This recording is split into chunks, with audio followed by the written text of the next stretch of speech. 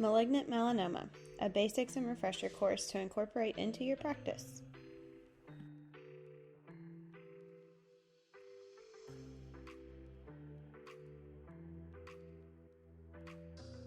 Some of the most common locations that you can find malignant melanoma lesions are for men on their torso, for women on their legs, and for both genders on their upper back.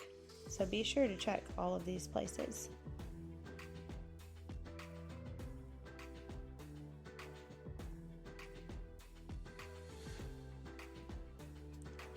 Another tool that providers can use to determine a patient's risk is the SAM score. This identifies those patients that are at high risk for malignant melanoma and other skin cancers. This can help the healthcare professionals determine if further and more detailed assessment is needed for each individual patient. As healthcare providers, it is our duty to assess our patients, including their skin.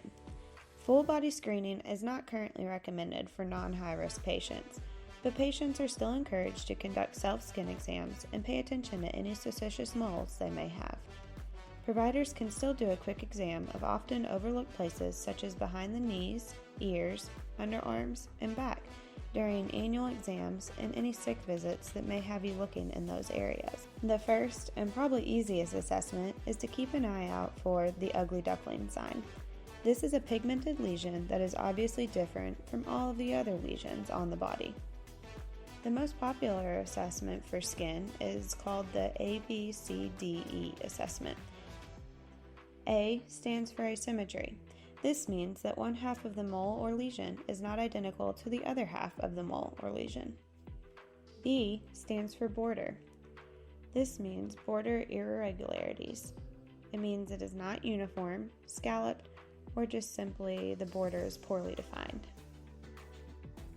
C stands for color. This stands for the variation of colors. The colors could range from anywhere such as red, blue, black, gray, tan, or even white. D stands for diameter. Any mole or lesion that is greater than 6 millimeters or bigger than the size of a pencil eraser could raise some red flags. E, which stands for evolution. This is a lesion that has changed over time. It could change in size, shape, or color.